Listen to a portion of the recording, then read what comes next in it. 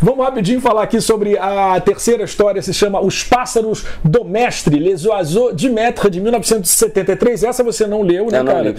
Eu vou falar aqui rapidamente, é o seguinte, eles chegam num planeta, a nave deles cai lá num planeta, e aí eles logo percebem que aquilo ali é um cemitério de outras naves espaciais, né? E não é só isso, né? Tem também uma galera lá que é totalmente subjugada, porque tem um ditador nesse planeta, e eu acredito que essa aventura ela faça uma crítica a esses ditadores, ao totalitarismo, e esse ditador, ele subjuga essa população com a ajuda de uns pássaros, né? Vem aí um monte de pássaros, são os pássaros loucura. Então, cara, gostei muito dessa terceira aventura, eu acho que ela foi ficando mais adulta do que as outras duas, inclusive. Achei que o desenho melhorou incrivelmente, né? O desenho já era bom pra caramba. Essa daqui, essa é de 1973, o desenho já era muito bom, mas houve um salto, né? E eu acho que a parte gráfica nessa aventura tem uma importância talvez maior até do que do próprio enredo, né? E novamente está lá, né, a crítica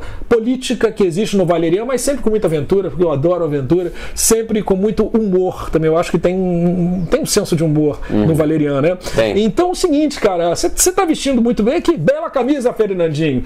Nós estamos vestindo. Cara, essa agora, cara, quem tem menos de não vai pegar, de 25 anos não pega. Era uma propaganda que tinha antigamente, era o Westop, era isso? Sei lá. Eu não sei, tinha uma marca de camisa antigamente. Eu tinha cabelo preto. Pois é, então eu tinha um comercial na televisão, né, quando o cara aparecia com a camisa lá da marca, falava, bela camisa, hein, Fernandinho?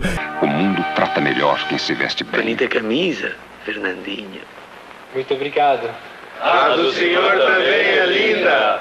Então essa camisa que você está vendo é a camisa de... bonita. De eles não falam lá na França, não chamam isso de chemise. Não chamam de t-shirt. Masculino, né? C'est le t-shirt. C'est le t-shirt de Whippers. É a camisa dos Whippers. Les Whippers. Les Whippers. Olha, atenção. O R? O assim, o S? Isso. Les Whippers. Le Whippers. É uma língua muito de Paco Salamander, que é um cara que dá uma força incrível para esse programa. Ele, inclusive, é um dos nossos apoiadores. O Paco Salamander vai contar pra gente o que ele acha da série Valerian. Bonjour, comment ça va? Bonjour PH, bonjour Otavio. Alors, puisque le thème de l'émission c'était Valerian, je profitais de ce passage pour venir vous faire un petit bonjour. Et puis pour vous annoncer aussi que la nouvelle collection de Valerian sortait à l'occasion de la sortie du film, justement, avec le premier numéro de La Cité des Eaux Mouvantes. Voilà. Et ça, c'est une nouvelle collection qui sort chez Hachette en France actuellement. Voilà. Donc voici le premier numéro. Donc cette nouvelle collection chez Hachette qui vient de sortir en France reprend toute l'épopée en fait de Valerian, hein, et on redécouvre en fait toute cette saga, voilà, qui est fantastique, et pour les fans de science-fiction c'est vraiment incontournable, quoi. Voilà.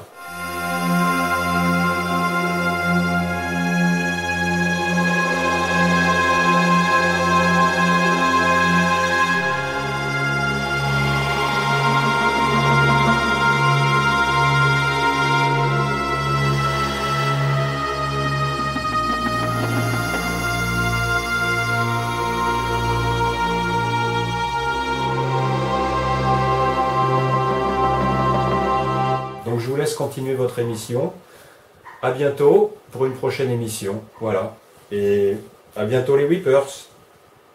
Ciao.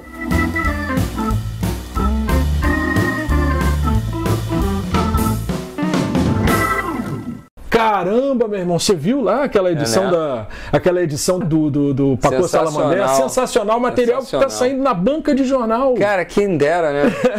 Assim que tá melhorando aqui, tá melhorando. Mas, cara, uma coisa me intrigou.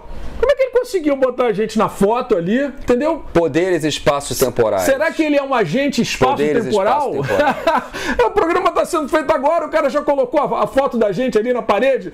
Meu amigo Paco Salamander, muito obrigado, sucesso aí no volume 2 de Le Hypers, que está chegando por aí, será publicado em breve. Últimas considerações aqui no programa com ele, o Otávio Aragão, que vai falar um pouquinho sobre o que ele está traduzindo. Sempre tem que fazer uma propagandazinha e depois tem um comercial de um evento bacana. Rapaz, é só. Bom, em primeiro lugar, o próximo presente que eu ganhei do pessoal da Mitos, do Júlio, foi fazer a tradução da nova edição de Lost Girls, do Alan Moore. Quer dizer, eu estou de volta. Eu comecei traduzindo o Alan Moore, agora vou traduzir o Alan Moore outra vez em outra obra de peso do cara. Ele dessa vez está com a mulher dele, Melinda Gaby, e é uma história sobre o que aconteceria se Alice do País das Maravilhas, a Wendy de Peter Pan e a Dorothy do Mágico de Oz se reunissem, se encontrassem e fizessem coisas impublicáveis na virada do século XIX, né? Século XX. Por isso são garotas perdidas. Então agora, minha próxima missão, essa vai ser prazerosa. E o evento, você quer falar sobre um evento também? Na verdade não é assim, eu sou organizador da Semana Internacional de Quadrinhos da UFRJ, junto com a Mauri Fernandes, né? E um monte de outros colaboradores, e a gente dessa vez vai ter, a gente já teve a primeira edição, agora essa é a segunda, e ela vai ser dividida em duas partes. A primeira já aconteceu em maio, e agora é a segunda, o que a gente está chamando de pós-SIC, e vai ter a presença de Trina Robbins, que é uma grande quadrinista americana que acabou de ganhar o Prêmio Eisner lá fora, ganhou mês passado o Prêmio Eisner. Ela vem falar pra gente sobre feminismo nos quadrinhos, sobre a carreira dela que é profícua. Ela foi, por exemplo, a primeira ilustradora da Mulher Maravilha, você acredita nisso? A primeira mulher Deus do céu. Ilustradora da Mulher Maravilha. Olha só, ela é a criadora do uniforme da Vampirella. Meu Deus aquele do clássico, céu. Aquele uniforme, aquele que você está pensando. Vermelho? Aquele uniforme é da Trina Robbins. E ela é assim... Que já era um uniforme audacioso pra época, né? E ela é assim, dá pra virada mesmo. Ela é super criativa, super gente boa. Tive a honra de conversar com ela. Ela é uma pessoa ótima, mas não é só isso. Vamos ter também o Carlos Patati, lançando o livro novo dele. Vamos ter o Rafa Pinheiro e o Denis Mello numa mesa que eu acho que vai ser sensacional, que eles vão contar a experiência que eles tiveram em Angoulême.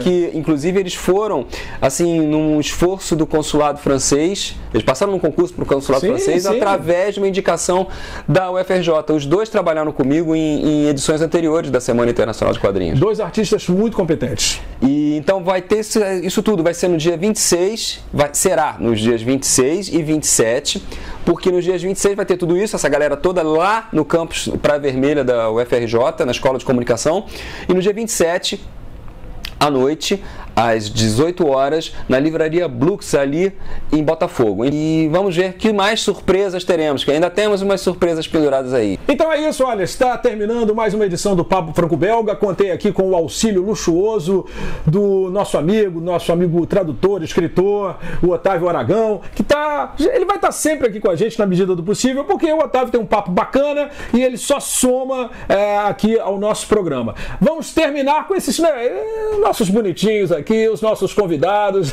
dois convidados que passaram praticamente incólumes, despercebidos. Ninguém viu que eles estavam aí. E eu vou precisar da ajuda. Esse aqui eu não vou conseguir falar, ele vai me ajudar. O Marajá Hawash Potalá. São figuras de Tintim que estão sendo publicadas no Brasil. Está quase acabando, né? Porque a Planeta de Agostini vai trazer apenas 29 dessas figuras. Lá na França, mais de 100. Em Portugal, 60. Aqui no Brasil, 29. Mas olha, a gente tem que aproveitar que é isso mesmo e tá tudo bem. Ridgewell, ele esteve na aventura O Ídolo Roubado ou A Orelha Quebrada. E temos aqui esse como é que é o Marajá Hawash Potalá. Tá onde? Tá lá. Tá aqui. O Marajá, que apareceu em Os Charutos do Faraó e também em O Lotus Azul. Então ficamos por aqui. Curtam esse finalzinho aí com as figuras de Tintim e até a próxima edição do Papo Franco-Belga. Valeu!